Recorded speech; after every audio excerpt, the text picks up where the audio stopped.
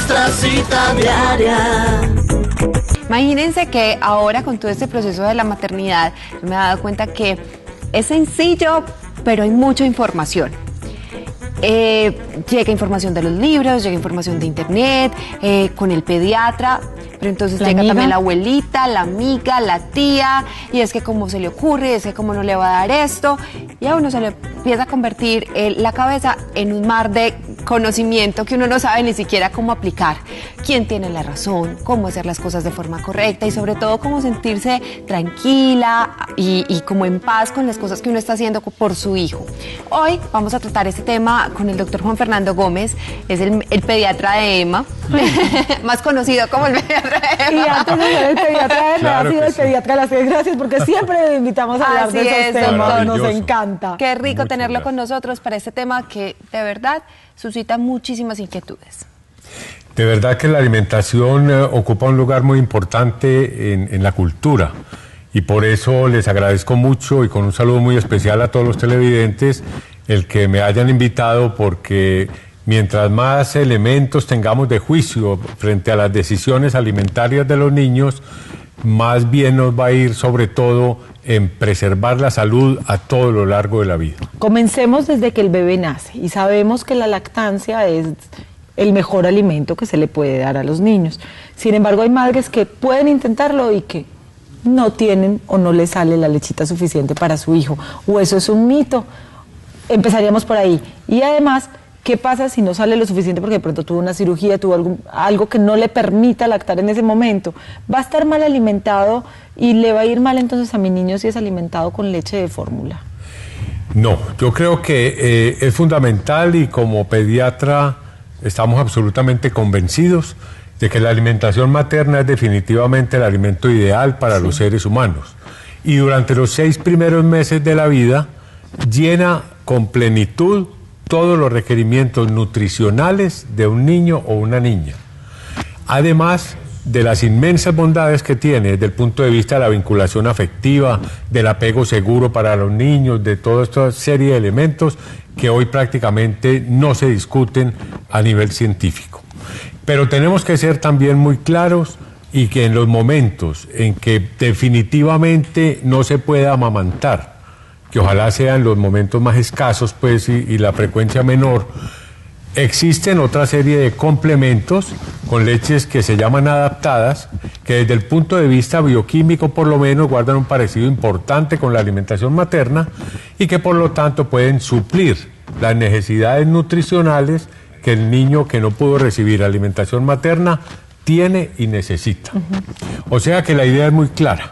Es propender siempre por la alimentación materna, pero cuando ello no es posible, no hay que llenar de culpa tampoco a las mamás, porque crecimiento y desarrollo normales también son posibles cuando no se pudo la alimentación materna, y el afecto para los niños y niñas siempre estará presente y es uno de los alimentos más grandes que puede recibir un ser humano. Así es.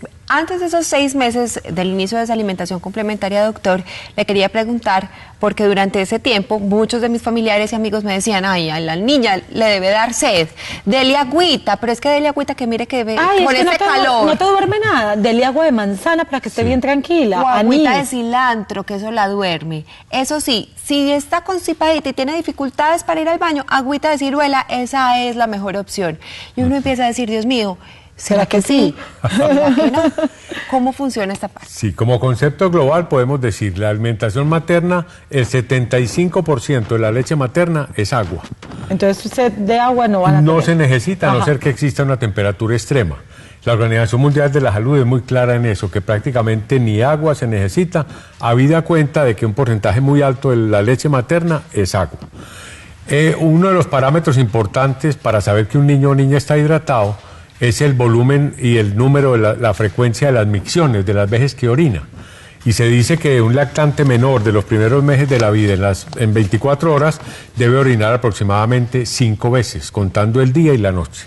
Si esto ocurre, indica que el funcionamiento de sus líquidos es normal y que a no ser que haya temperaturas extremas, no necesita adicionarle agua de ninguna manera. Las agüitas de que nos habla Marcela, La alimentación es un encuentro entre la biología y la cultura. Y en la cultura están implicadas una gran cantidad de cosas de la tradición cultural, de lo ancestral, la presencia determinante de las abuelas que ustedes conocen. Y hay algunas agüitas que en determinado momento pueden servir. Se sabe, por ejemplo, que la ciruela tiene un poder laxante. Un niño de 2 o 3 meses no puede ingerir una ciruela como tal, pero un preparado con base en él, si se hace con toda la higiene del caso y todo, yo no me opongo en el contexto cultural. Pero que haya una necesidad de agua adicional, podemos decir claramente que no. Vámonos a los 6 meses, que es donde debe, aunque eso no es una regla que tenga que ser completamente cerrada, porque hay casos donde se debe empezar antes la alimentación complementaria, digamos que pues por lo general se comienza a los 6 meses. ¿Con qué se comienza? Es que eso también ha cambiado mucho. Antes uno no le dé huevo hasta no sé cuándo, ahora dele huevo desde el principio. No le va a los dar cítricos, no le vaya a dar fresas. Sí, hay un montón como de cambios obviamente en la alimentación que son normales porque obviamente los procesos de investigación siguen generándose, Claro. ¿cierto? De verdad que en eso sí se han presentado cambios. Las etapas para iniciar la alimentación complementaria, que así se llama, porque no es la alimentación con base en leche, sino en otros alimentos, el periodo está entre los 4 y los 7 meses de edad. Casi siempre desde la pediatría recomendamos lo más cercano a los 6 meses, excepto algunos casos excepcionales donde se adelanta nunca menos de los 4, porque se sabe que en menor de 4 y mayor de 7 nos podemos quedar cortos en cuanto a las necesidades y al funcionamiento digestivo, y entonces puede ser algo dañino. De verdad, como bien lo anotas, hay una cierta liberación en cuanto a la iniciación de alimentos. Yo recuerdo que hace 10 o 15 años, hasta el año prácticamente no se probaba el huevo, digámoslo así. El pescado, por ejemplo, se ofrecía muy tarde. Hoy en día hay una tendencia un poco liberadora para que se ofrezcan mucho más temprano, porque ha podido establecerse que las famosas alergias a estos productos no se modifican en su aparición ni en su gravedad si se ofrecen más tarde que ofrecidos un poco más temprano. Se sabe que nunca Si voy antes a de los ser 4 alérgico, meses. no importa. El que va a ser alérgico Va a ser se va alérgico. planteando, y de todas maneras el mismo organismo, la maduración del sistema digestivo va a permitir que muchas veces las sustancias que producen alergia no estén en contacto con los órganos efectores de la alergia y por eso no se produzcan manifestaciones. Sobre con qué iniciar. Más que todo es muy importante la consistencia de los alimentos. Existe un reflejo que se llama destrucción lingual, cuando los niños de 3 o 4 meses con la lengua, alimento que se les pone en la boca casi siempre lo expulsan hacia el exterior por movimientos de la lengua parecidos a los movimientos de los reptiles. Ese reflejo va desapareciendo y va permitiendo ya un nivel de masticación y de deglución, que es un acto complejo, quien lo creyera, para que los alimentos vayan ingresando al tubo digestivo. Por ello se recomienda que deben ser caldos o preparaciones como del tipo de las papillas en la fase inicial, y que ojalá sean de las llamadas papillas de productos que llamamos de sal, no con sal ni nada adicional, que eso lo podemos conversar después, lo tenemos que pero hablar. que la consistencia sea una consistencia muy suave, porque todavía el niño en estas etapas no tiene dientes. Los procesos masticatorios los hace con sus encías, y además el acto de tragar es un acto desde el punto de vista neurológico complejo que implica ciertos grados de Se maduración. empieza Yo le con tengo una que sola decir- verdura, qué pena como para complementar, o se pueden mezclar, ¿cómo Hay esquemas. funciona? Algunos dicen que se empiece con una sola verdura para ir conociendo como las apetencias con respecto a los alimentos por parte de los niños. Pero les advierto, y es una frustración de casi todas las mamás, que las primeras sopas van felices a dárselas y la mayoría las rechaza. Es que eso le iba a decir, doctor, que es que Ajá. vea, preparándole la sopa de Emma, yo dije, Con ella amor, con cachetona, de dedicación. todo. Claro, no, yo vea, me ¿Cómo le esmeré, irá a gustar? piqué todo, cuadré todo. Yo dije, esto va a ser la mejor sopa. Y invité a toda la familia se sentó al lado a ver la primera sopa de Emma y todo el mundo, ¡eso! La intimidaron. Exacto.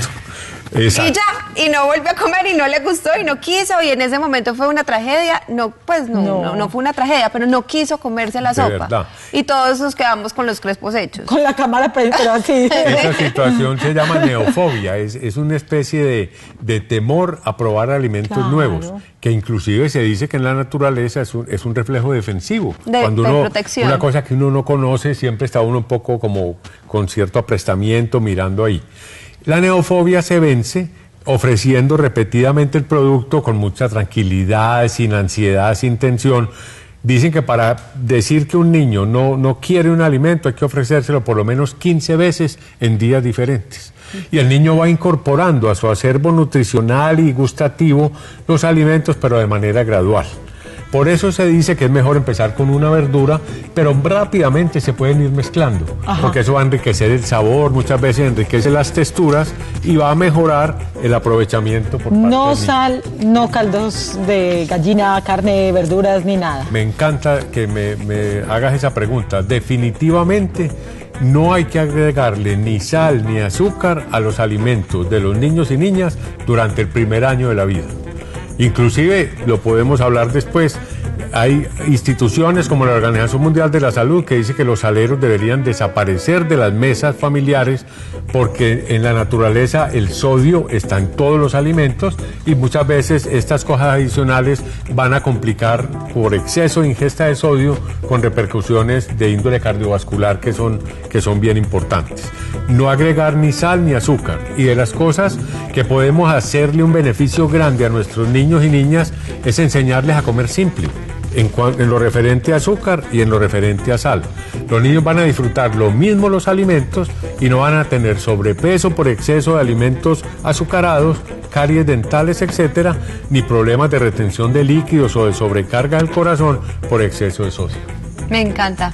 Doctor, lo quiero mucho. Muchas gracias, Saludos, muy Dema. amable. Claro que sí. Doctor, Un gracias por abrazote, acompañarnos. con Este mucho es un gusto. tema muy amplio que tenemos que seguir tratando realmente, porque nos falta todavía como la incorporación de las frutas, de las carnes, de los pescados, mejor No, dicho. todo. Es un Aquí estaré, tema con infinito mucho y gusto. ojalá podamos volver a tratarlo para servirle a nuestras televidentes.